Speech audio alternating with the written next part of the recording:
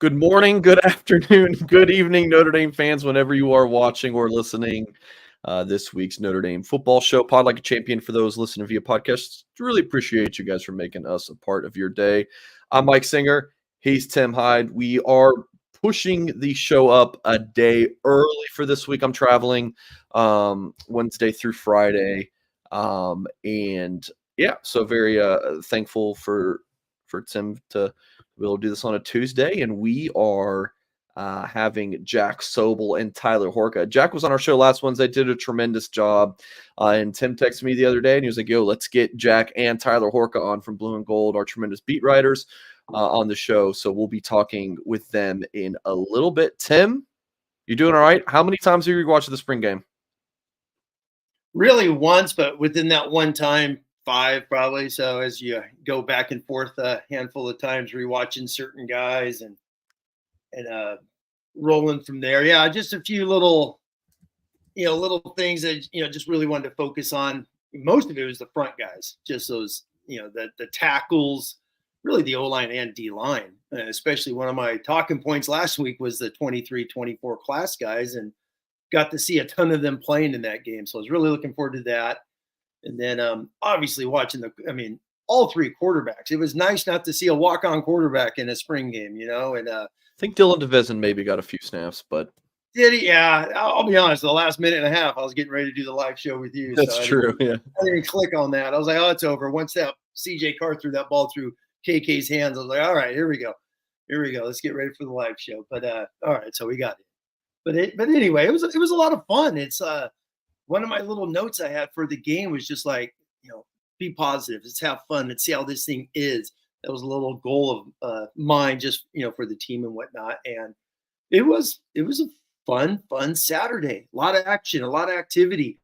Good, bad, young players all over the place, which was nice. I mean, that's going back to the early enrollees. What, they have 15, and a whole bunch of those dudes are out there playing. So that was nice to see. But it was a fun Saturday, and looking forward to talking with the fellas tonight about it, and put a little, close it on to spring and start the countdown to A&M, and let's see what this football team's going to bring to the table on August 31st. That's really what I'm excited for now moving forward. Yes, sir, folks. So please hit the thumbs up on this video if you're watching on YouTube, whether you are live or watching back. Really appreciate the support. And if you're listening via podcast, thank you very much. Please leave us a 5-star rating if you enjoy the show, which I'm sure you do, because it's awesome. It really is. So, Tim, tell us about, and Sure. Was it late last night or was it this morning you posted breakdowns of Tosh Baker and Jagasaw and Wagner? So tell us what you saw in rewatching and focusing on those 3 guys. Yeah, it was last night. By the way, Mike, yeah, it is like when you're trying to type a bunch, man, it gets exhausting after a while. You're like, I have to take a break. I was down in the basement having some fun, had some music going, and was just typing that because I had watched a ton of. That's what I basically spent my Sunday night doing, is rewatching it, and really wanted to focus because when we left Saturday, it was like, oh man, it's always. It looked worse than it is, and you start to break it down. And I was like, okay, we got to watch these offensive tackles, see what the heck's going on. And always, Mike, how many times do we say this? 1,000 more positives than negatives. Really, really was. And even on, Charles Jagasaw had some sloppy begin. I thought him, Baker were sloppy to start, and then once they got going, they got going. Baker only played the first half, and then he had a heck of a last quarter and a half. His beginning was a little sloppy. Same with Charles. But man, the more you watch Charles Jagasaw, dude, it's all fun. It's just the most minor things because he does them a ton. And then when he tries to do something different, you can see it in his hand placement, the way he sets. It's like, dude, you're a redshirt freshman. Do 2 things, kick ass in them, excuse my French, and go dominate this year instead of trying to mix it up too much. And I thought he played really good. I mean, he went against Traore and Oben a ton. They got the best of them a few times. Overall, over the course of things, dude, I thought Charles played his butt off against Boubacar Traore, and guys that are on the message board, we could talk about it and things of that nature. It was awesome. I thought he absolutely destroyed, Bryce Young all game. Bryce Young couldn't even get off the line of scrimmage a lot of the time. So I thought that was interesting. And then Mike, Mr. Emil Wagner, how is he not one of the best five? And Yeah. that's I'm just throwing it out there. It's like obviously we're not in the room with Joe Rudolph and Denbrock and Freeman and all the fellas. Emil Wagner has got to be one of the most improved football players over the course of 2 years. Just, obviously his freshman year, he wasn't there for spring. Last year was his first spring. But I just want to give him a little virtual YouTube high five for basically, how he's worked, how he's developed his body. This dude was running track, playing basketball. He was a three-sport superstar, and now he's in the 290s. He looks big. He looks like he's really big, and he absolutely dominated. He went against Botello. Who was it? Botello, Tulialamaka, and Josh Burnham, and was just, I thought, an absolute stud. So curious to see how this thing pans out with the O-line. Athleticism, Emil Wagner has it by a lot. So how does this battle going to weigh out? So And Baker? Man, Tosh is Tosh, I think, right? He's a monster. When he's bad, it's really bad. And when he's on, there's some run plays. It's funny. Someone posted that on the message board, which was right. When you run the ball, get Tosh in. When you pass the ball, put Wagner in. Can you do that rotation in a game? Does that work?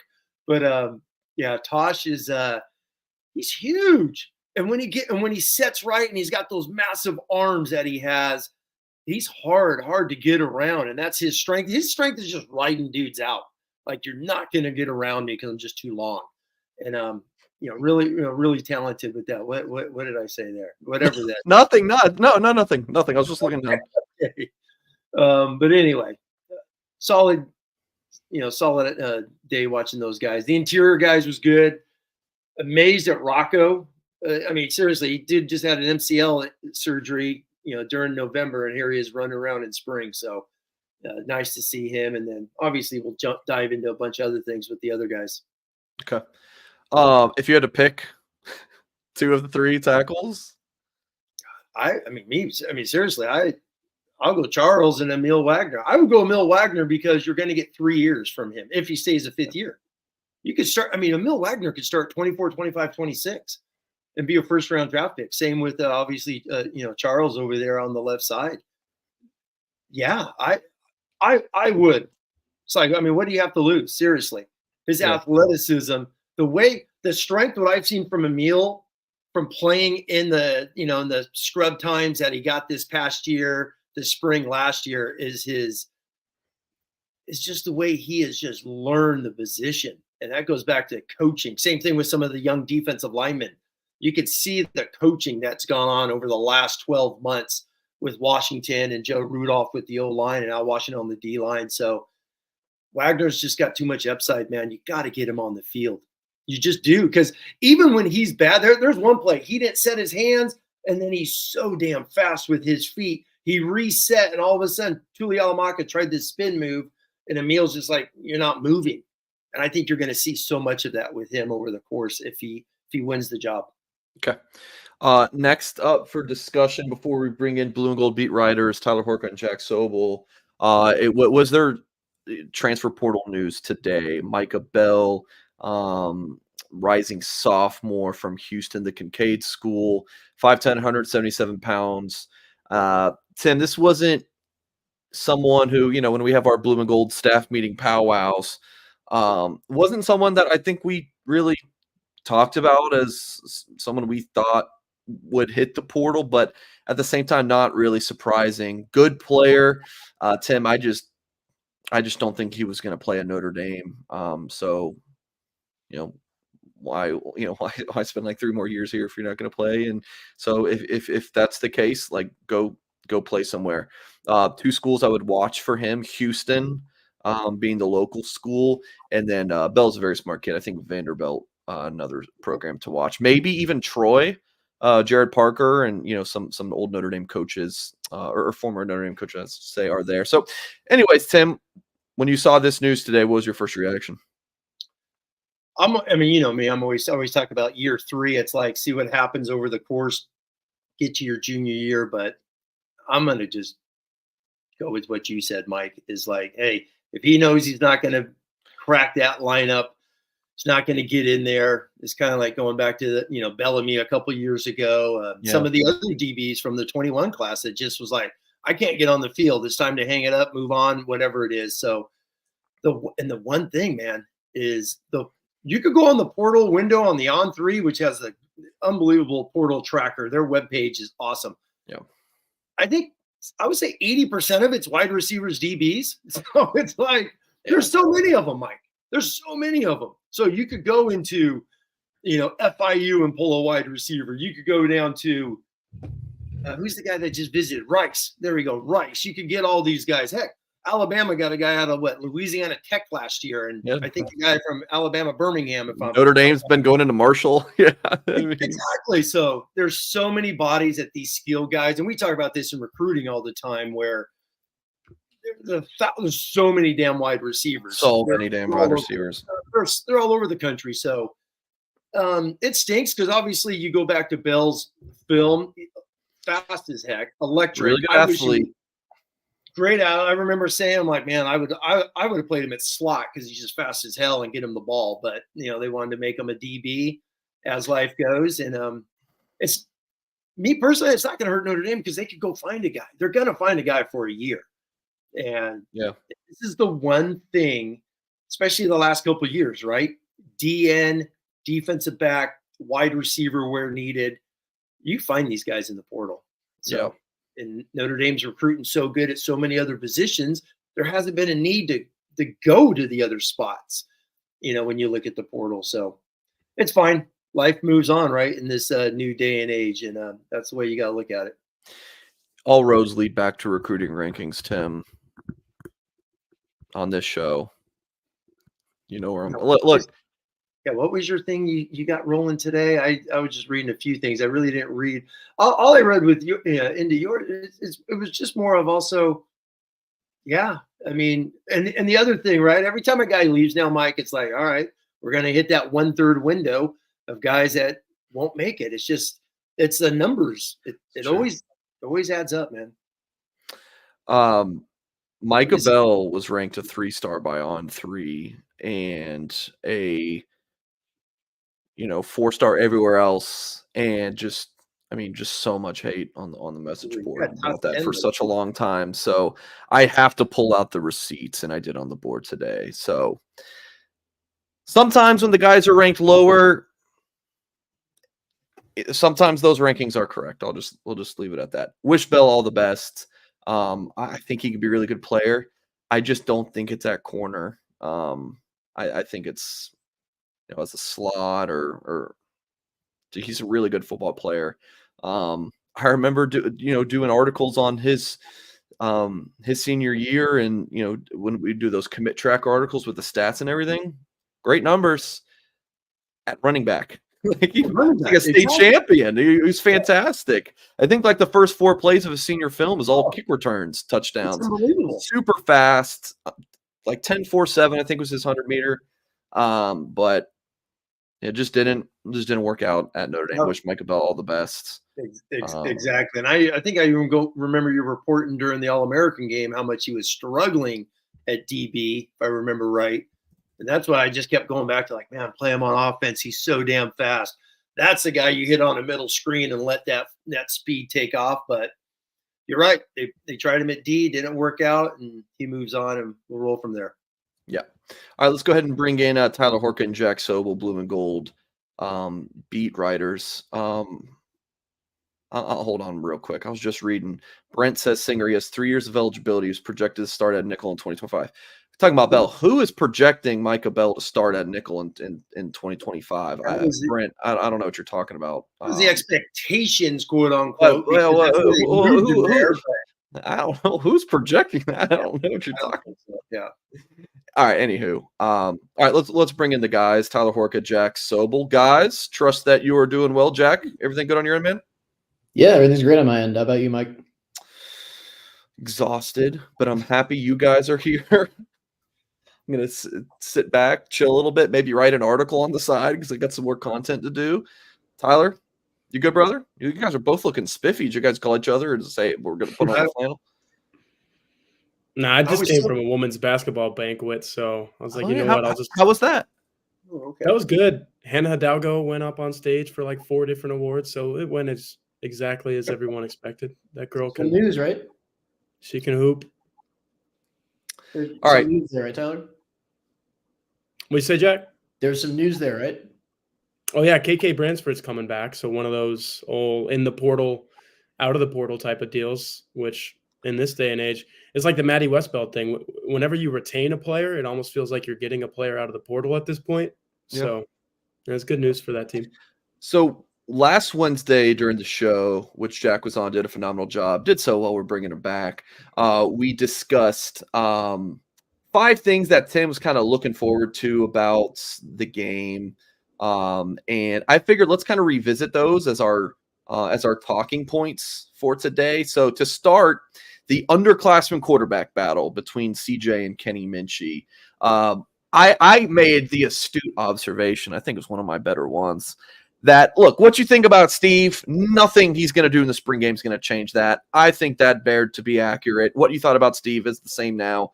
But CJ and Kenny were fairly impressionable on, maybe except for my esteemed colleague Mike Goolsby on Mr. Minchie. Just teasing you, Ghouls. But yeah, I'll go to Tyler first. What did you make of of these quarterbacks? Well, I thought they were both good. I mean, we're a few days removed now, so you can kind of. I like Tim went back and rewatched it just to make sure that I wasn't a prisoner of the moment and seeing some things that maybe my eyes were telling me that were happening right in front of me, but maybe I wouldn't think actually happened when I went back and watched. But when I saw it, I was maybe even more impressed by them the second time that I watched it through. Because when you see 3 different quarterbacks play in one game live, it's kind of hard to keep track. Okay, this guy did that guy did that. What I did know in the moment is that, and I'll get to CJ Carr because I think he has a little bit of this too, but I think Kenny Minchie is the closest thing that Notre Dame has to like a true dual threat. As Riley Leonard, like we know Riley Leonard is one, and he's a different runner than Kenny Minchie. I thought Kenny Minchie was beyond impressive, just escaping plays, making something out of nothing. And that's the thing with him. And we saw it, Jack can attest to this, in the scrimmage, just literally 1 week prior. He runs when everything is broken down and it makes sense to run. And that's really impressive. He's not just fleeing a pocket because he knows he can run. He knows when to run. So I thought that was really impressive. And then CJ Carr knows when he's got to get out of the pocket and make a play on the sideline or throw it to a tight window that he knew that he couldn't throw it to if he was just standing in the pocket. So when he takes off, he's looking to throw down the field. I think there's an impressive quality that's an impressive thing to have as a quarterback. And the kid is 18, 19 years old, and he already knows how to do that. And I think that's going to get even better for him at the college level. So I think what we saw on Saturday kind of was a confirmation and affirmation of what we already knew. Notre Dame has 4 really good quarterbacks, and they're all good at different things. Steve Angeli, like you said, cool character, calm, cool, collected, goes out there. You look at the end of the day, he's got a good stat line. Kenny Minchie, athletic. He's going to throw the ball into some areas that maybe you don't want him to. We saw the interception. But by way of that, he's going to make some plays as well. And then CJ Carr maybe has the best upside of any of those 3. And he was rated what he was in the recruiting rankings for that reason. So I was impressed. And all these guys can do a lot of different things. Jack? Yeah, no, I'm with you there, Tyler. What really struck me about Kenny is obviously it's the legs. I mean, Tyler obviously talked about that, but it's the arm talent too with him. Like he's Mike. Where'd Mike go? I think he took himself off on purpose. Yeah, don't you worry about me. Don't you worry about me, handsome. I'll be listening. My bad there. So Kenny Minchie, he's got a great arm talent. The throw that stood out was obviously the touchdown to Micah Gilbert's first touchdown of the game, where he's got Drake Bowen bearing down on him. I think he came free on a blitz or a stunt. There's no one in front of Drake Bowen, and Drake Bowen is a freak of an individual. He's got to be scary to see coming in free on a blitz. Just stands in there, takes a hit, delivers a dime down the right sideline to Micah Gilbert, and Gilbert does a nice job separating at the catch point and getting the touchdown. That's the upside with Kenny Minchie. It's the athleticism, but it's also the arm talent. We didn't really see him throw on the run, but he strikes me as a guy who has the arm elasticity to throw on the run and make some of those really impressive off schedule throws. I don't know if he's there yet to be able to make those, but I think he's got the physical tools to figure it out. He's a super fun player to watch. I love watching Kenny Minchey. If a little erratic, we mentioned the interception, obviously. And he almost had a pick six to Ben Minnick, I believe. Carr is just beyond his years. As a passer, the ball just zips out of his hands. He's accurate. I'm sure we talked about this last week, but the way he manipulates the pocket and gets himself out of the pocket and manipulates receivers downfield when he gets there, it's insane for someone who should be in high school right now. We've said the word should be in high school right now, probably about 15 different times between last Saturday and now about CJ Carr. He's extremely impressive. They're both very impressive. Notre Dame has a really good quarterback room from top to bottom. Yeah, I'll just add one more thing to the arm talent thing, Jack, with Kenny Minchey.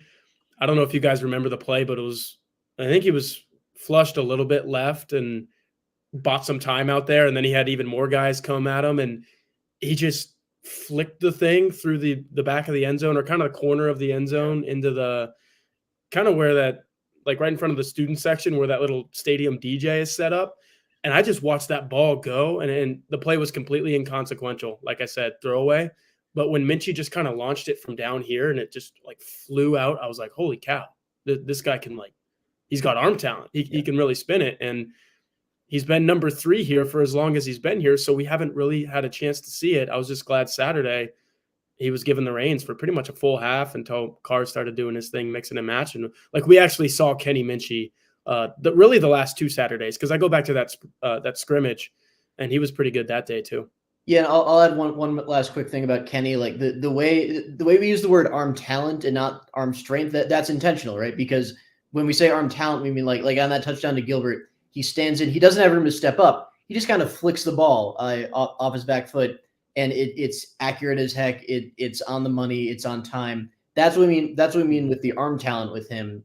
And it's really exciting for Notre Dame, I think.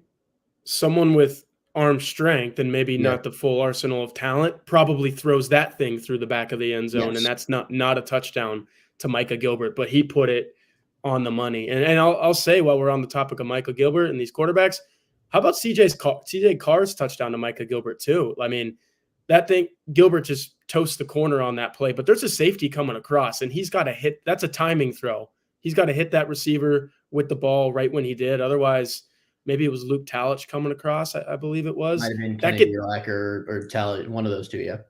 That thing probably gets broken up, but Carr puts the ball there at the perfect time, and you love to see that out of your young quarterbacks when they can get the ball to the guys when they have to get it to them. It does look like Talich. I think you were right the first time, but yeah, I completely agree. It's the timing. He doesn't like.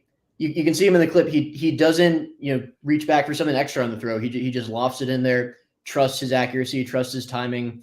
We've said it again and again and again. He has so many skills that you don't really see from a quarterback his age. And that you don't even see it in the NFL for rookies a lot. You don't see that the kind of maturity and timing to make those throws. It's just really impressive. I love it. Just sitting here listening to you guys talk. It's going back to one of the first things I said with Mike is, we had 3 quarterbacks, we talked about this on Saturday. I think Notre Dame fans left Saturday thinking, hey, we can play with these guys. And I think that's a good thing. And we saw that on Saturday. And it's nice to watch an entire blue and gold game, as I said, 20 minutes ago, where it's the quarterbacks. It wasn't walk-ons and things of that nature. It's these 3 guys just getting better each and every rep and every day in practice. Minchey's got talent. They both got talent. They were both at the Elite 11. They both had really good days when they were at the Elite 11, talking about Minchey and CJ Carr. Only one could play. And that's, and obviously you still got Steve Angeli with CJ Carr, man. It's just, I don't think it's hype. I don't think it's a narrative that's being woven or anything. I think it's what you guys have talked about. It's going back to what you guys talked about when you saw him in a bowl practice. And I remember Singer I think the very first day he and I did a show that Wednesday, and he had got a text from someone saying he's pretty good. And that was just day one throwing the ball around. It's not like, and there's a few things, I've heard 6 million in 2 Notre Dame press conferences, and there's certain things you're not hearing. You're not hearing, well, he's young, he's got to learn, wait till he develops, and, oh, he can't, we're so excited about the future, blah, blah, blah. No, Marcus Freeman say, no, he's kicking butt right now. He's really good right now. And that, I think that says more than anything when you're not hearing these buzzwords about, down the road. It's right now. And everything we saw Saturday is as true. I think, we've been watching CJ Carr for a couple of years now, since he got offered, since he committed, since Mike saw him live in person a couple of years ago in South Bend with all those guys. He's a damn good quarterback. Me personally, I'd rather have a quarterback that when he's scrambling, he's looking for a dude down the field. Bryce Young in Alabama, when he won the Heisman, not comparing CJ to Bryce, obviously, but you watch him. He's scrambling. I want to throw the football. Those guys are faster than me with the ball in their hands. I want to throw the damn football. And that's what I see with CJ instead of just scrambling and things of that nature. I'm a huge, huge fan throwing from one hash way to the other sideline. CJ Carr did that multiple times on Saturday. Dimes. The guy's a good freaking quarterback, man. What else can you say? For those, sorry, Jack, for those filling out their Tim Hyde bingo cards at home, 6 million and 2. That's a good one. Things of that nature is a Tim Hydeism that we absolutely love.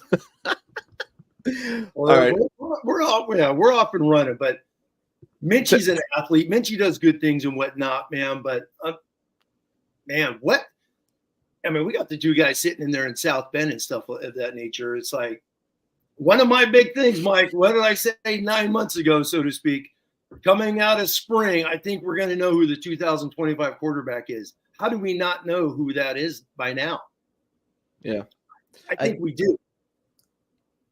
One more thing about Carr. I think, Tim, you mentioned the press conferences. To really get to know Carr, it's important to talk to his 2024 recruiting classmates about him, because when they talk about him, you can really tell just how much of a natural leader he is. Aeneas Williams said something to me that really, really stuck out. I asked him, what's it like? I asked him, what's it like playing with Carr?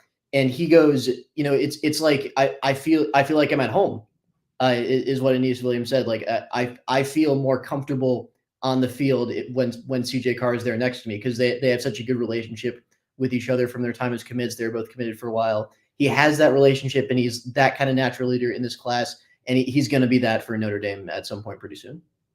Folks, when you were in town for the Blue Gold game, I hoped you stopped by Augie's locker room, because it is the destination for Notre Dame memorabilia and one-of-a-kind Fighting Irish items. And you can really only find this stuff at one place, and of course that's Augie's locker room, which has moved to a brand new location. Come see Augie's new store located at 1733 North Ironwood Drive in South Bend, just down the street from Notre Dame. Whether you're local, whether you're coming in town, driving through, whatever the case may be, make time for Augie's locker room. Check out the selection of Notre Dame Stadium pieces, jerseys, helmets, autographs, one-of-a-kind Rockney items, things that you guys are seeing on the YouTube screen, and so much more. They have exclusive Joe Montana sign items and famous sculptor Jerry McKenna's replicas of the bronze statues that you find around the stadium. And Augie gets new stuff in all the time. If he doesn't have something, he can go find it for you. If you need a Notre Dame memorabilia guy, you give Augie a call at 574-277-6363, and he's going to go find it for you. Visit Augie, 1733 North Ironwood Drive in South Bend, and see the vintage helm display dating back to 1890. Augie's Locker Room. .com. Super chat here from Gregory Perez, very generous, $10. Thank you. He said, would y'all rather have the upside of Buckner as the backup with the inconsistent play, or the consistency of Angeli with the lower ceiling? Thanks for everything. Give me Angeli 7 days a week on this. Yeah. Anyone in disagreement here? Is this for 2024, 2025 starter? Is that what he's asking? I don't know. I guess for this year. I think he's saying, like, would you rather have high upside or high floor as a backup quarterback? It just in general, for me, if you need someone to go 1-1 in 2 games against good teams, it's the high floor. Yeah, but if it's like a long-term thing, maybe Yeah, it's the high upside. But if we're talking Buckner or Angeli specifically, one is playing football and one is not at the moment. There you go, Gregory. Appreciate the super chat very much. Can I say one more thing on? I mean, I got 1,000 things to say on CJ Carr, but one thing Andrew Gilmore said he was just brought something up, and I was thinking more about press conferences that Jack and Tyler have gone to. It's like going back to CJ. How many times, we want to talk about a bingo card? Let's get a Freeman one on CJ. How many times does Marcus Freeman mention every time he goes by the office, CJ Carr's in there watching film? It's like, do you go to class? So he's just a different dude, man. He's a film junkie. Me personally, I think he's been raised for this. I think this moment's here for him. I think he's going to take the ball and run with it, once it's his ball. That's just my take. I go back to a story I wrote, I guess in February. I'm looking at it. I think, Mike, it was for our annual recruiting magazine. I did the CJ Carr feature. I talked to his quarterbacks, coach, trainer, whatever you want to call them. All of these guys have somebody in the offseason that they go work with. This guy's name is Will Hewlett. He's based out of Florida. So Carr was going down there a couple times a year in the summer, like almost every other week, like a lot. And two things stand out from what Hewlett said about Carr is his dedication to the game. Like you were saying, Tim, he's always watching film. And then we spin it back to what we were talking about with arm talent. I know we raved that Kenny Minchie has it. CJ Carr has it too. And sometimes the ball just comes out of somebody's hands differently. Jack, I think you said it on social media and our message board, and definitely in my ear in the press box on Saturday. Dude's got zip. Like it slings out of his hands when CJ Carr throws the ball in a good way. And I know, Tim, maybe like a month ago at this point, we talked about the Riley Leonard film series, and Jack can attest to this too. Sometimes he just fastballs it and it doesn't work. CJ Carr's got that controlled zip. He knows when to get it to a guy, how to get it to a guy. Just a quarterback. Like you look at him, and it's a physical thing too. You look at the guy, you walk into the Irish Athletics Center for 2 seconds and you look at the quarterbacks. Really, it's across the board. It's a good looking quarterback group, but you see him and you're like, okay, CJ Carr, that's a quarterback. That guy looks like a quarterback and he plays the part too. Let's just take a look at the incompletions on Saturday. Incompletion sometimes, it's an incomplete, whatever, but it's like CJ, the 4th down one is on a dime to KK Smith to keep that 2-minute drive going and possibly go down, win it, go for 2. Hits him just right on. Now, Minchie hit Gilbert for a 3rd down that bounces off Gilbert's chest on the first drive. But his other completions was one on the sideline. It hits the tight end right in the hands on the freaking sideline. That was an impressive play. First pass that KVA broke up. It is the right read. That's why Freeman was jumping up and down excited. But Kingston's a 5-star DB. If you look closely, Kingston's back's opposite the receiver. Kingston's so damn good athletically, he flips his hips, comes back and bats the ball. That's why he's a dude. And then the once again, the hash mark to the far side, the ball just lands into KK's hands and he drops it going from hash to the far sideline. So sometimes you could get a lot just looking at incompletions, and CJ's incompletions were just on the freaking money. Okay. That's the quarterback talk for today's show. Moving into the offensive tackle fundamentals. So that was something that Tim really wanted to see. So we'll just kind of land on the offensive tackle play in general. Tim already talked about that at the top of the show. Tyler, what are your thoughts? And I know you were watching Tim discuss that, and I believe, Jack, you were as well backstage. So what are you kind of thinking about the offensive tackle battle? Is it a battle for you? Do you think it's pretty much the Sun Bowl offensive line group? What are your thoughts right now coming out of the Blue Gold game? Yeah, I was watching Tim say that, and I agree with him. And if you've read blueandgold.com this week, which you should have, I wrote, maybe it was today, I think it was yesterday, so Monday, on my offensive rewatch, I did 3 bullet points on the offense, and the very first bullet point was Emil Wagner can win a starting offensive line spot. And I've been saying it all along. We thought we knew what the starting offensive line was at this time last year. The guys that were going to go to Dublin and play in Ireland, you had 2 swaps on the interior. Now your guards are kind of set. Like maybe Rocco gets his nose back into the mix and edges Billy Schrouth back out, and you have Coogan and Spindler like you did for most of the year last year. That wouldn't shock anybody. But this time around, if you're looking for those switcheroos, it's Wagner, man. And it's part Wagner, and it's part what Tim said at the beginning of this show. Tosh Baker is Tosh Baker. Like, this is his 5th year here.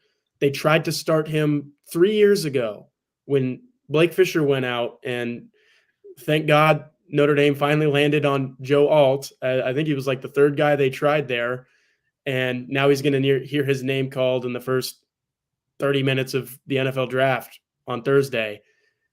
That's not Tosh Baker. Tosh Baker isn't a guy that's going to magically find his inner Joe Alt in the middle of his 5th college football season. And I'm not here to rag on guys, but this is just kind of the reality. Like, I think 5th-year linemen on both sides of the ball, those are some of the you were talking about all the guys that you see in the portal, Tim, like DBs, wide receivers. You see a ton of linemen who have waited around, like Tosh Baker, like, all right, I'm finally going to get my chance, And it's there. It's right in front of him. Like, he could still start in College Station, and I don't think it would shock anybody because of the situation Notre Dame has there.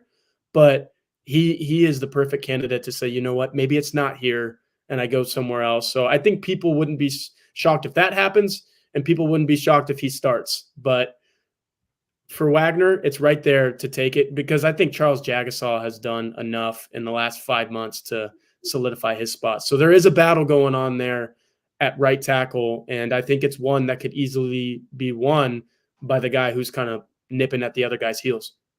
Real quick, Jack, before you jump in, I'll also say Wagner and Charles played every single snap on Saturday.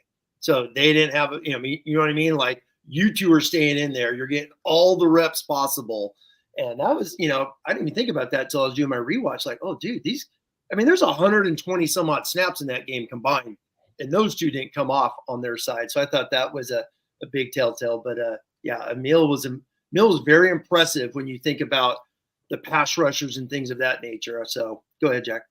Yeah, no, I think that's a good segue into my point. I wanted to hit on Jagasaw. I think, Tyler, you hit on the left tackle battle pretty well. The rep I wanted to talk about with Jagasaw and what I think indicates kind of where he needs to improve before the season, it was that at the end of the first half, the last play, I believe, RJ Oben gets around him and gets a strip sack on Kenny Minchie.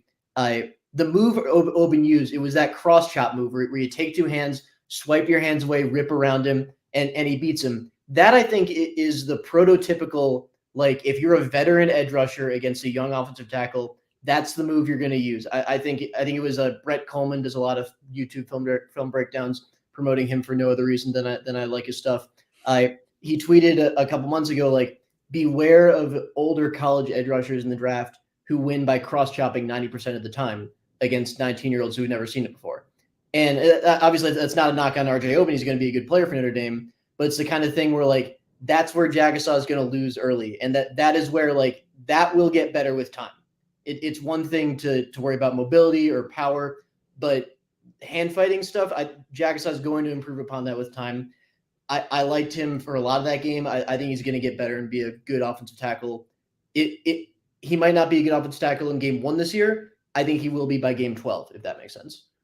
Jagasaw's worst moments, and he's going to have a lot of really good moments. His worst moments are going to be when he's going against guys like Oben, who have played 5 years of college football and can just set up the move that you were talking about, Jack. Because I think that's what happened there. They had gone against each other for a couple reps in a row. Oben was saving that one. He knew, okay, last play of the half, I'm going for it now. Smart player. Like you said, Notre Dame's going to really find use out of RJ Oben, but there's going to be moments like that. He's a sophomore, and like I was saying with Tosh Baker, not everybody is Joe Alt. Like, I would be shocked if Charles Jagasaw is a top 10 pick in the NFL draft in a couple of years. That's just, like, so hard to do. So you just be prepared for moments of oh yeah, he's a sophomore, but also be prepared for moments of, holy cow, if this guy sticks around through his senior year, we're going to have a 3-year starter. Like he could be that guy as well. Yeah, I was going to add on to that is Charles had some sloppy plays as I've broken it down. Second half, he absolutely kicked the crap out of Traore. I mean, he was all there. There's parts where literally, as I posted this for all the guys on the message board, play by play is that Traore doesn't get up the. I mean, there was a time he literally just 2-hand jams him like Joe Alt was awesome at, and he just can't. He can't move. There's a counter. Traore tries doing a spin. Oben. Oben does a spin move like he does 3 and 1. It feels like he's always spinning. But that's a great point, Tyler. Is he's going into his 6th year of college football, going against a guy that had knee surgery last year, didn't even do spring football, doesn't even get healthy till the middle of the season, starts in the bowl game. It's his first spring. So, and he's out there going against a guy 28 years old, Sam Hartman style, blocking like crazy. And Oben, last time we saw Oben play was against Blake Fisher and Joe Alt. So that guy's used to going against dudes. But Charles everyone go back, watch the second half. Charles improved so much in the second half, played his tail off, and that was really impressive. Wagner, I thought Wagner was just consistent, a little floppy at times because that's just reps, long practice day, boring. It could be whatever, fourth practice last week. Singer and I were talking about. But Wagner and Jagasol, man, if they start, I wouldn't be shocked. And that's a great point, Tyler. You mentioned last year was Kristofik and Billy starting guards going into game 1, and we didn't see them. Tyler, do you have something to add? Yeah, I think I was just going to say something about Jagasol, and then we went over to Wagner again, so I lost my train of thought. But it was going to be a good point about Jagasol. I can't remember what I was going to say. But run blocking. I mean, here's what it was. Pancakes. I think you said it earlier in the show where I was really excited because Marcus Freeman put out that quote about Bryce Young, and if there's a freshman that just has caught his eye, he's a dude. And you look at him like the eye test is so easy to fall into that trap, but he looks the part. I was excited to see him play in this game, and then I think it was Jagasol for the most part that just kind of shut him down. And I was like, well, we're not going to see the Bryce Young that Marcus Freeman was talking about, but hey, if your concern is offensive tackle play and you're going against a guy that's got Hall of Fame blood running through him and you just shut that guy down, I think that was one of the more unsung, subtle, like victories of the day, just like individual victory. Charles Jagasol doing what he did to Traore too. You mentioned it. He had a pretty good day once you get past some of the mistakes that we talked about. Well, boys, I'm sure we could talk offensive line for like 3,428 minutes, but we're going to move along So again, we're going through Tim's 5 things that he was really watching for in this spring game. We're revisiting them. So now let's go to the other side of the line. Tim really wanted to see this 2023 and 2024 defensive line class. And one of my favorite players on this Notre Dame roster, Boubacar Traore, certainly did come alive. So, Tim, this was your point. What'd you see from those 2 classes before we go to Tyler? Yeah, I'll be quick, Mike. 32 seconds here, but yeah, exciting. I'll be very honest with you. I was like, let's see what happens. I'm like, they got some guys. They're probably not going to. A lot of these guys aren't going to play this year because they're just older than old up front, especially when you got the interior. But man, I talk about all the time in the message board. D line just sometimes scares me. It's like because I'm a bodies guy. I just want bodies. And the singer. And but next year, you just go in the 23 class. Houston absolutely was one of my surprises. Did not expect him to move like he did. Very, very impressive. Brennan Vernon, he was 250. Then they want him at 300. Now they're settling him at D tackle. Another guy. Year 3 is next year. By the way, Brennan Vernon, does he have the longest arms on the team? Because they are ridiculous. He's walking around like, what the living heck? He looked him. So just some really, really good looking player who's just going to keep growing. Houston, Vernon, Traore, and then you got Mookum who's out.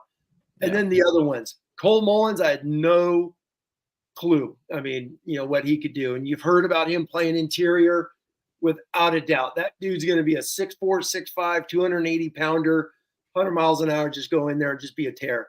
Sean Sevillano's just freaking tank, man. Yeah.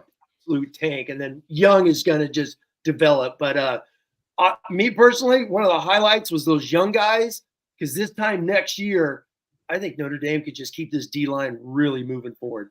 All right, before we throw it to the guys, Tim, just don't change. I'm sorry that I laugh. I'm an immature child. But just keep being you, Tim. Just ignore me. All right, Tyler, what did you think of those? And then Jack, you can chime in as well. Yeah, I'll pull the Tim Hyde here and keep it a little short on this one as well.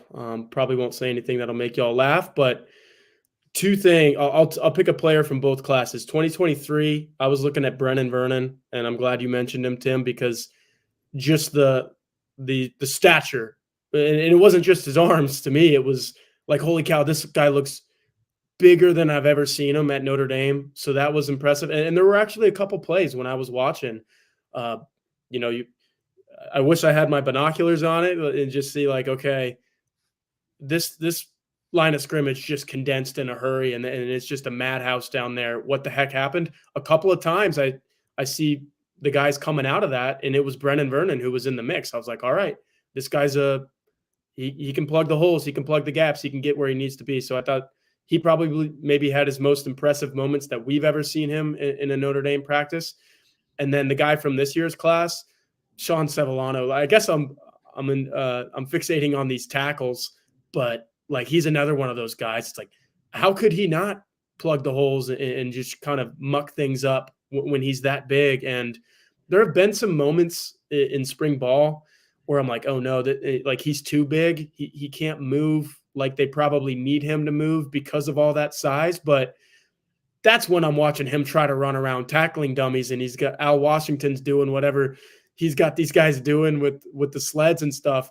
You put him on a football field with 10 other guys around him and 11 other guys on the other side and say, all right, you know what to do. And I think that's when I talked to him a few weeks back in spring ball, he's just a very confident dude. And you can tell, like, who cares what happens when we're trying to tackle these dummies? Put me on a football field across from a guy that doesn't want any part of blocking me, and then you see what happens. So I think he's going to be pretty good too, just because confidence and size. You can't teach those two things. He's got both of them.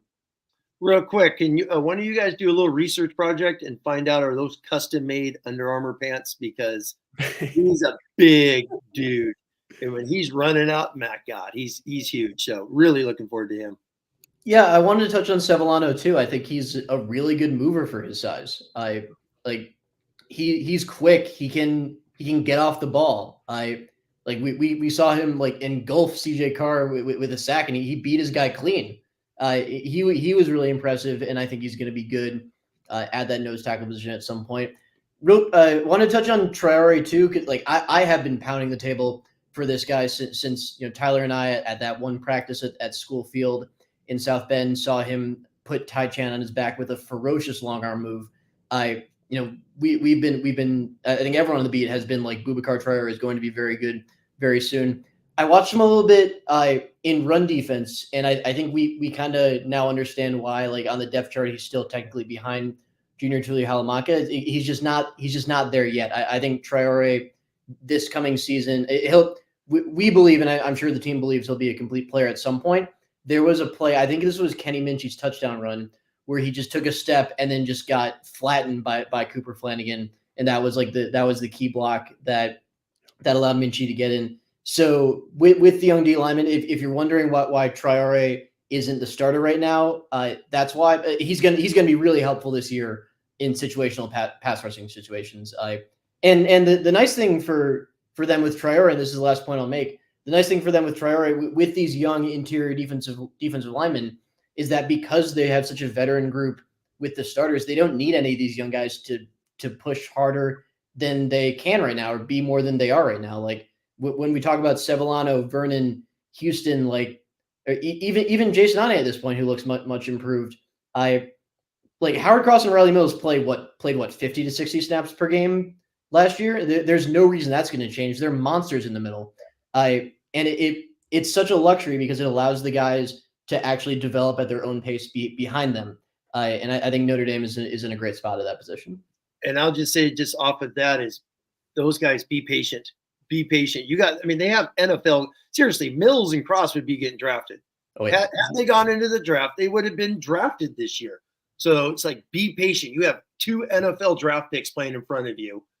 Yeah, next year, man, if you'll have 2 fifth-year guys, assuming obviously Anye and Rubio come back. But those young guys, man, they really showed a lot of promise on that interior. That was really exciting. And I know we talked to a handful, but Houston, I keep going back to Devin Houston, like really, really stood out to me as a young guy. I just wasn't expecting to move as good as that. So that was exciting. That was exciting. Houston had that one rep, and I'm sure you remember this, Tim, where he shot the gap. I think he shot the A or B gap, got into the backfield, led to a Kahanu key attack of Fulas, and I'm like, oh, I didn't think Houston had that kind of get off. Yeah, that was an impressive one. No, I was going to say exactly. His movement was nice. So it's like, be patient. Be patient out there, especially those families. Be patient with those guys. Let those big kids keep growing and developing, because there's some serious good talent in those 2 classes, which is nice. What else we got? I don't know. I'll just say one more thing on all this. I don't know if this fan base truly understands the wealth of riches that Notre Dame has on the interior of the defensive line right now. Like, because of Howard Cross and Riley Mills, and we thought both of them were going to be gone. Like you said, Tim, they'd be getting drafted. And I think maybe not this, like after last season, but after what Jason Anye just did in the blue gold game. And I think he's going to do that as in a reserve capacity pretty much all season long. I wouldn't be shocked if he says, you know what, I got my degree. I think he could get drafted in 2025. I really do. I think he's that good. And he's one of those guys. I keep talking about who looks impressive off the field, but Jack, I know, agrees with me here. He walks up to the interview room that we interview these guys in, second floor of the IAC. And it's like, holy cow, I want that guy. If things go haywire at the linebacker, I want that guy on my side. Like, he's big. No, I was going to say, well, let's give him 30 seconds, because that's another guy. You look at him over these last couple of years. I'm going to eat my words on Jason, because I've never been a big fan of his. Just like, great looking guy, can't get off blocks, can't make plays. That is one of the most improved dudes in the last 2 years. Yeah. There's no reason why he can't be the dime package nose guard and just go crazy. Get him as many plays. There's no reason why he shouldn't get 25, 30 snaps this year somehow. And you said it perfectly, Tyler. He will test well, do all those things well, be a late round draft pick, a free agent, make a team, go play 10 years, because he's athletic. And you could just see him he's gotten better each and every year, which means he will continue doing that. And very, very impressive on Saturday. Just the way that dude moves is nice.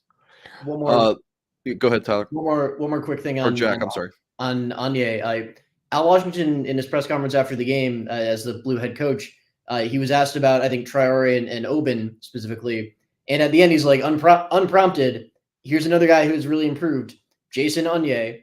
And he said specifically, like, the things that Notre Dame asked Jason Anye to do and really criticized him for last year, like pad level, like, being comfortable in his own skin as a player, like getting off blocks, like he's doing them right now.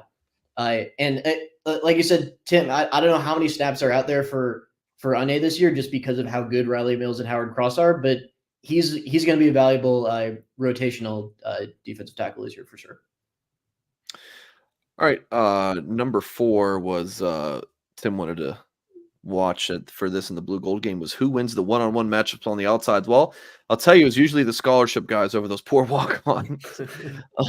But Tim, what do you think?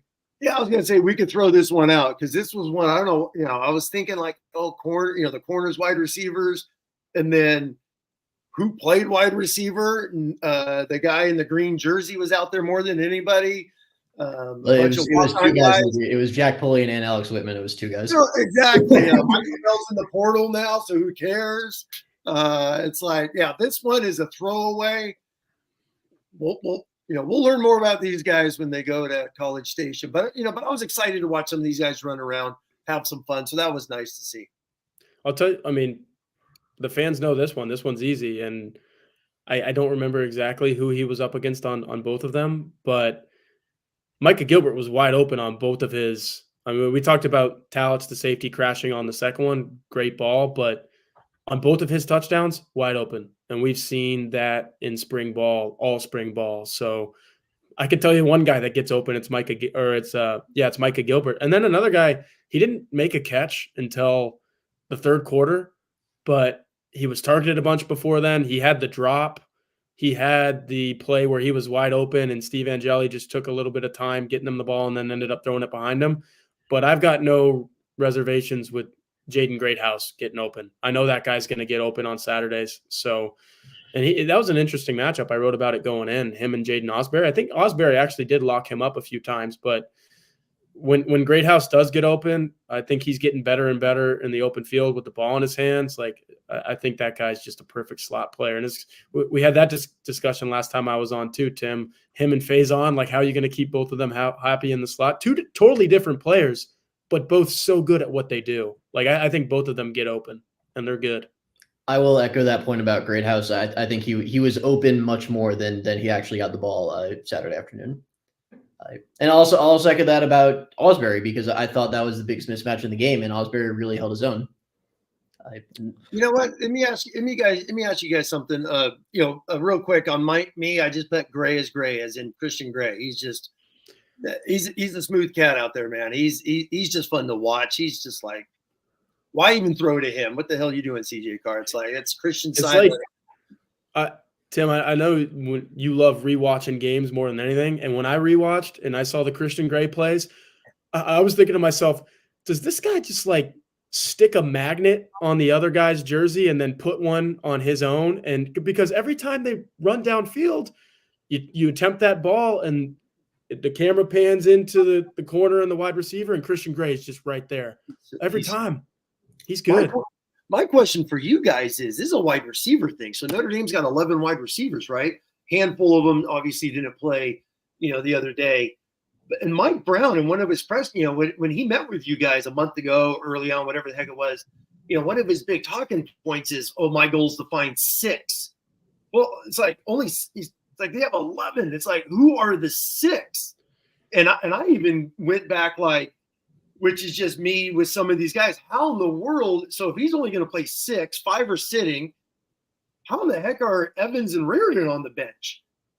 Love Price, you know what I mean? So it's going back to, they got bodies, man.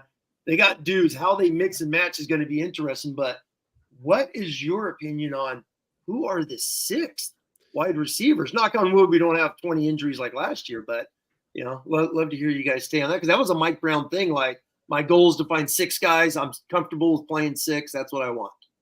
As of right now, I think it's Greathouse, Faison, Mitchell. I think as of right now, those are the 3 like non-negotiables that they're going to be in there. Bo Collins, you can safely assume. We can't say for sure because he's not there yet. Jaden Thomas, if he's healthy, and I think that's becoming a bigger and bigger if every time we get a hamstring update. Micah Gilbert, Jaden Harrison. Is there anyone I'm forgetting there? That's 7. And you say Colsey? Colsey. I think he get. I think Colsey's behind those 7 right now. Yeah. I go to real quick off of that, Jack. Do you think Micah Gilbert's going to get on the field above those older guys? He's already playing above Colsey right now. We saw that in the scrimmage. Okay. He's the one that's kind of throwing this for a loop, because you have that seniority and then you have like the high upside guys. He's one of the latter, but if his high upside is more than what the senior guy is giving you, then like what I saw from Colsey in that first half on Saturday, I thought was pretty impressive. The thing about Colsey is I don't think he's a boundary receiver. He really can't play the other 2 positions. He's all boundary. He's not beating you deep and making a contested catch. Well, I think his best attribute from Saturday, and we've seen it when he's at his best, even in regular season games, he's such a big body that he can kind of rough up a corner between 5 to 10 yards. And if it's 3rd and 8 and you send him 7 or 8 yards down and he just plants there, he can catch that one and fall forward and give you that first down. He's not the 15 to 17 yard downfield, run a deep comebacker and make that play unless he's like wide open, unless it's zone coverage and he finds a spot. So I think he's out, honestly. And if you got to go two guys at every position, it's Great House Faison, it's Mitchell, and Harrison, you have to, maybe? and maybe Harrison that's where you put him. And then at boundary, I think it's probably going to be Gilbert and Collins. I think that might be your six, because Logan Saldate coming in, that's it. That's just not going to happen.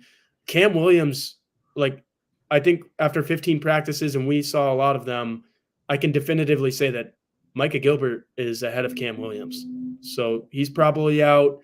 I said Colsey's out. Who am I missing? That's three guys that I said are out. Is Jaden Thomas. KK. Thomas, Jaden Thomas. it's health and KK Smith, yeah. KK Smith has amazing speed and some talent. So I liked what I saw from KK Smith during the blue gold game. I mean, we shouldn't. I don't think he's going to be in those. hands. What? For me, it's hands. How was he in Like- the stadium scrimmage a week ago? Was he flashy there, or Did he make any plays in that? I Yeah, don't remember him doing much. played more in the blue and gold game? He go ahead, I'll Tyler. say something real quickly on the speed. Like, he is so, if he was born, I don't know, 15, 20 years earlier, you put him on a Mike Leach Texas Tech team, and that dude is catching 50 passes for 1,100 yards and 8 touchdowns. Like, just let him run. And he's so small. I'm not the biggest guy in the world, but like, I can make him look small, but he can run, man. He can run like the wind. I don't like that Mike Brown said that he's looking for 6. I don't like that. That was the quote of his press conference, man. When you heard that, I was like, oh, all right. I don't know. Because you Like, get all depth, and now you're leaving half of it out. yeah, I mean, I get saying that internally, but now what are guys like us gonna do forever? As long as Mike Brown's here, we're gonna be like, well, there's 6. So now we're comparing and contrasting the 6 because you gave us that on a silver platter. I don't even like limiting it to 6. If that's truly what you're gonna do, because for me, Jaden Harrison is not in that 6, and I think that he still will play. So I don't even think that it will be 6. I know that's what he said, but I think it's gonna be 7. If the 6 are good enough, it'll only be 6. If the 6 aren't good enough, you got to be like, all right, this guy needs to go in that spot. Like, that's when guys like Colsey come in, because it's okay. He probably can't do this, but maybe Colsey can. But Colsey's definitely not one of those guys that's on the field all the time. He's top 6. I don't think he's top 6 to me. The thing that's tough about Colsey is that when he's been healthy, he's been really good. I mean, going back to the Drew Pine to Colsey on 3rd and 15 multiple times against That was at awesome. USC, like, the guy has been reliable, but he's just the injury bug has just been tough for He's a Deion. squaring guy. He's a squaring guy. The short seams. Look where, I mean, the pass that CJ hit him on the other day is like, that's Colsey. That inside up the balance, up the hash mark type of wide receiver. He's always solid there. And at a crossing route, yeah, it's interesting because that thing's always stuck with me. Like, dude, you got 11 guys.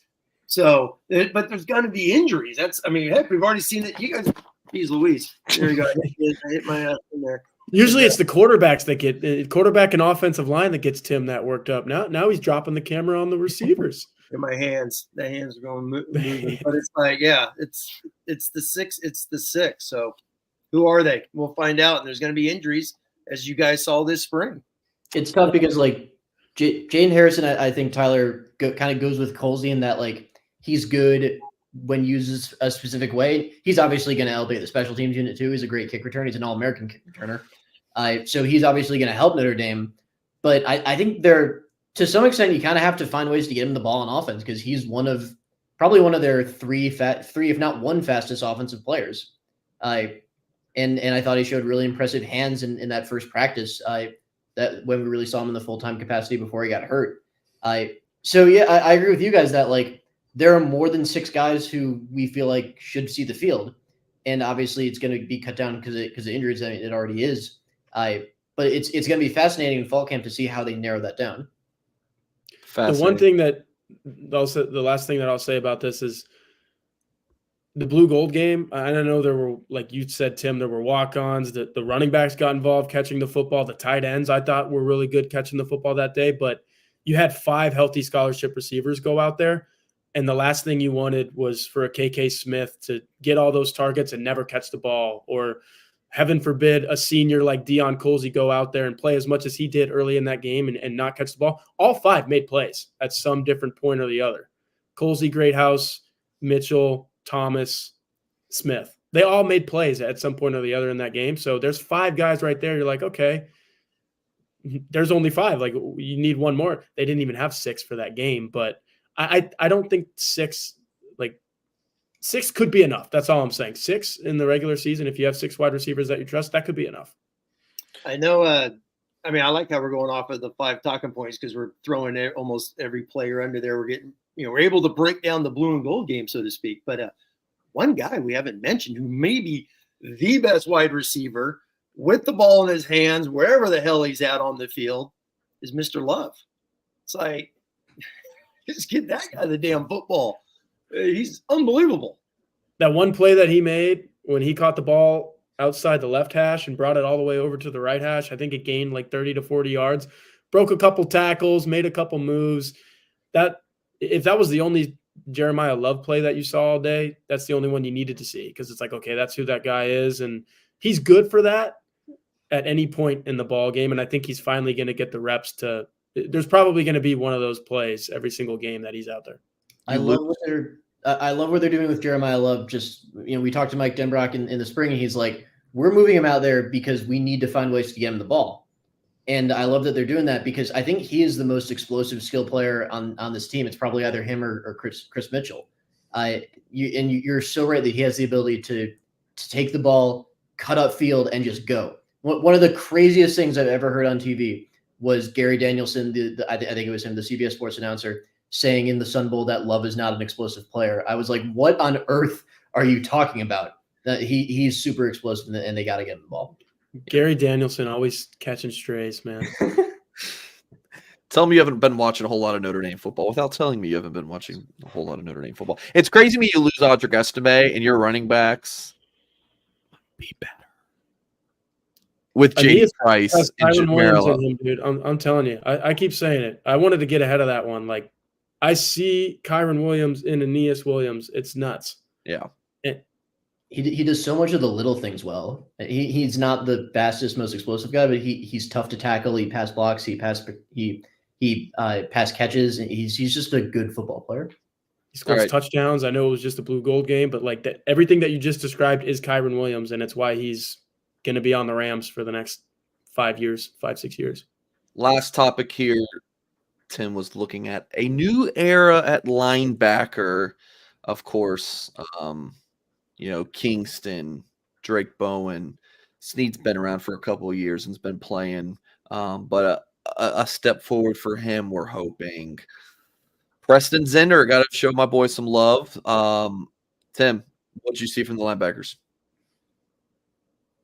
A lot of skill, a lot of speed when you go back and rewatch it, and obviously they're vanilla and things of that nature. But bodies, man, it's how do you? I mean, they're a nickel defense. They're going to play 5 DBs. We know that they're going to play 6 DBs. You only got 2 linebackers on the field, so how do you get some of these guys on there? Osbury, I've always been like, can he really play rover? The nickel. That's basically what that position is. Can he play the slot? He shows that guy could run. I was very impressed by him. That's one player I'm like, wow, he could do something you hear about and you think he can. You watch his film, high school film, you see him run around when he got in a little last year. Yeah, he's not the biggest dude and whatnot. I think he fits that role perfectly. And it's like, man, my God, you got SEC looking linebackers. Let's be honest. When you go, how are the 3 linebackers just not like, I'm going to play Osbury, Snead, KVA? I mean, those are the 3 most impressive dudes. If you put all those guys in a row playing on Saturdays with those older guys in front of them, that would be my linebacker group, but that's just me. Yeah, Jack Kaiser obviously didn't play a whole lot, which I think was perfect because it gave us the opportunity to watch these guys that you're talking about. And I mean, I don't know if there's much more to say other than Kingston Viliamu-Asa is day one ready. And I've made this comparison, and I'm not going to say specific names, but everyone, like I brought up Bryce Young earlier, so I will say a specific name because I already did earlier. Marcus Freeman said, who looks the most ready, and he said Bryce Young. I think that was out of just like he can't say Kingston anymore because he had said it so many times before that. And, to wrap all of that up, every coach at every program ever, like that is one of the off-season staple questions is which one of these freshmen is going to do it for you right away. And the coach has to say, usually the coach ends up naming 3 to 5 guys, but you kind of know it's probably not him. It's probably not him, but you're not quite sure, like, who is it really? Here right now, Notre Dame, it's Kingston, man. Like, holy cow. He looks like he's ready to play middle linebacker right now, every down. And I put this on the board. Maybe I put it in a story that I wrote today. Notre Dame's had some pretty good linebackers over the last 10 to 15 years, but I'm not sure they've had one who in April you could say, yeah, he's going to play and he's going to play a lot right away. Since Manti Te'o, because Owusu Koromoa wasn't that guy as a freshman, right? Like he grew into that, if I remember correctly. I mean, Jalen, it's what I've been talking about. Kingston, Jalen Smith, yeah. And I texted Mike, like, do they really have a shot at this? When Mike put his prediction in, and that was a year out. It's KVA, it's Manti, and it's Jalen Smith. Those guys. Yeah. I mean, Manti didn't start till game 4, so he got he could have started earlier. Weiss didn't want to basically throw him into the wolves, so to speak, because of the hype. So, but he played instantly those first 3 games, and by game 4, it's like, yeah, you're not coming off the field. And Jalen was just, damn, yeah, you're different than everybody. And they started him at basically the rover, which is now the rover position where he started. But he's in that group. I feel he's unbelievable. He's going to start this year as a freshman. There's going to be a time this year where he's just making plays. He's on the field. He's getting his feet wet. He's doing all the things. They're going to get him in one of those packages, and they're just going to be like, yeah, it's time to get on the field. And I think we're going to see that in the first 4 or 5 games, like Manti did. Yeah, I don't disagree with that. And I think like the one I wouldn't even say knock. I would say like it's the one thing where you read about KVA and the one thing that you don't see mentioned is his speed. Not saying that people thought he had bad speed, but that's the thing that people didn't say was an obvious plus. We saw him track Jaden Greathouse in zone coverage, drop back deep, like 20 yards down the field, and just knock the ball away, knock the ball loose from the man by hitting him 20 yards down the field, tracking him the whole way against arguably Notre Dame's best wide receiver right now. That is not normal for any linebacker, let alone an early freshman. That's the first thing that stands out about KVA. The second one is that he's already lining up in multiple positions. Like they're playing him on the edge and at Mike linebacker. That's the only thing that's the thing you don't do until you have an advanced knowledge of the system at one position. Then you're like, all right, let's see if he can move around. KVA is doing that within his first 4 months on campus. And that's not normal for a freshman. He's going to be very good and very soon. He's a special player. I don't know why you don't just start him right away. And maybe that's like a slight to Drake Bowen, who paid his dues and like by all accounts is a really good football player. I think he deserves his props and his flowers as well. But like it's funny to me. We talked about the offensive line earlier. You got to find your best 5, right? But like defensively, it's find your best 11. And at linebacker, whether you're in nickel or whether you're in base, it's find your best 2. It's find your best 3. Is he not one of the best 2? Like right now, it's him and Jack Kaiser probably. And if it's not, then it's Jack Kaiser and Drake Bowen. Like one of those 3 guys is going to start. And then if you're in base, like Jalen Sneed has his case obviously as well. But man, like you mentioned it, Tim, where Manti Te'o could have started right away. He just didn't because it's the freshman stigma thing. Like I think a lot of people would get excited if the Notre Dame defense trotted onto the field in College Station in front of 115,000 people and Kingston Viliamu-Asa was one of the 11 guys that goes out there. They'd get excited, and then he would probably make a play and back up that decision. So it's really tough, and I think it really underscores the point that like I asked Max Bola in spring ball, like, are you open to a 4 or 5 man rotation at linebacker? And he said, yeah, we're not at all tied down to 2 or 3. Like they did that last year because Maris Leofau, JD Bertrand, Jack Kaiser were just so much more experienced and on a different level with calling the defense, their knowledge of the defense than everyone else in the room. That's no longer the case. And I don't think they feel tied down to, Drake Bowen and Jack Kaiser are going to play 60 snaps. Everyone else plays 10 at most, or KBA and Jack Kaiser play 60 snaps and so on and so forth. Like they're going to play Osbury on third downs in pass rushing situations. Same with Snead. They're going to put Bowen and KBA on the edge.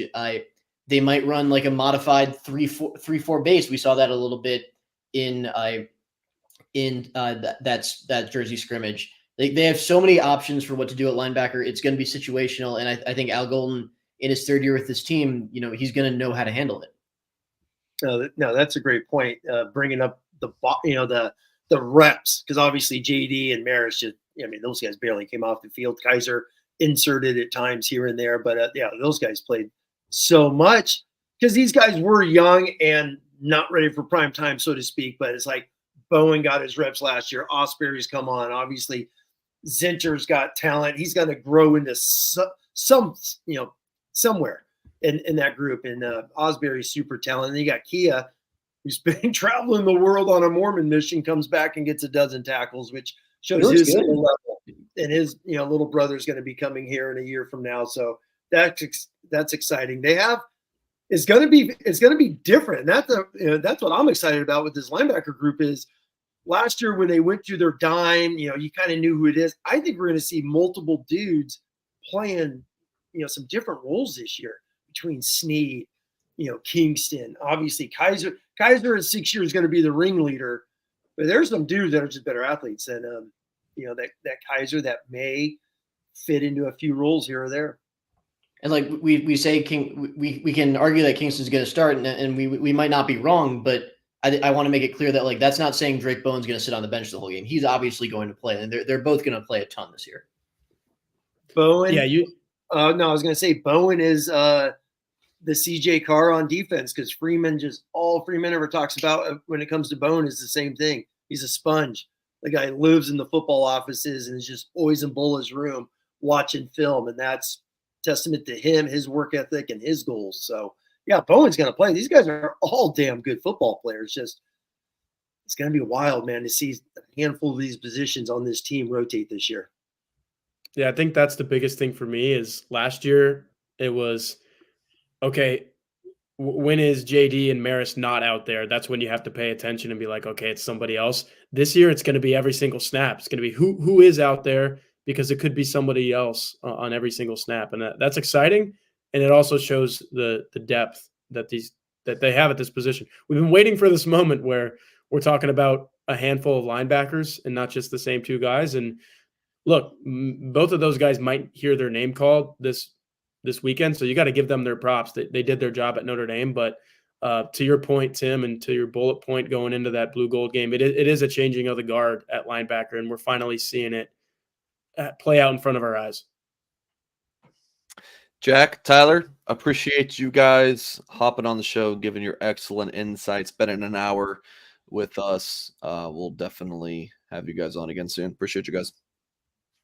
Thanks, Mike. All right, Jack, Soble, and Tyler Horka. Fantastic insight as always. Tim, was that everything that you hoped it would be and more?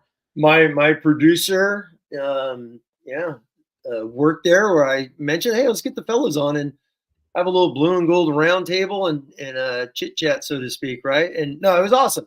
It's just, it's good to hear different voices sometimes, right, Mike? Instead of just you and I on a Tuesday, Wednesday night. But no, that was good. That was good. Spring game was fun. There's so many damn things that feel like we could talk about from this team, this game, the young players, the influx of talent. So it's going to be an exciting few months getting ready for training camp to kick into gear. Yep. Folks, if you have not done so yet, make sure you hit the thumbs up on this video. Subscribe to our YouTube channel for more content.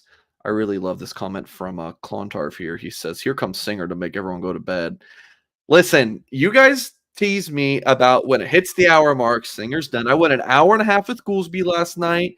Here's, what, an hour 19, hour 20. So And You're listen, this is expanding, Mike. You're expanding. I like this is that. 3 shows in 4 days for me. Now I'm Yeah. traveling Wednesday and Thursday, get back Friday for my recruiting show with Kyle Kelly. We'll be live 2 p.m. Eastern time because that's pretty much right when I'm getting home. I'm going to get home and we'll do the live show with Kyle Kelly. So that's the YouTube plan for the rest of the week here at Blue and Gold. Yeah, great show today. Always interesting to hear from Jack and Tyler on the beat side of things. And of course, Tim Hyde watching the game 6,012 times. And I'm sure he'll watch it a few more times by our show next Wednesday. So, yep, that's going to wrap up today's show. Unless you had anything else to add, Tim. No. Thanks for everyone watching. Enjoy the rewatch for those that come on later down the road, and let's get into the next off season, breaking down this roster and get ready for Texas A&M. So I mean, it's really exciting to. I like Carberry. I like Carberry's comment. Let the other guys have access to run a show. Listen, they totally can. Tim, you ever want to pop on here just to chit chat? You and no one else for a couple hours. You could be my guest, my friend. You know what? I may do that on a Saturday night one night, right? Just say, hey guys, I'm down in the basement. Let's talk. I will allow it. All right. Appreciate you guys as always. We'll catch you next time.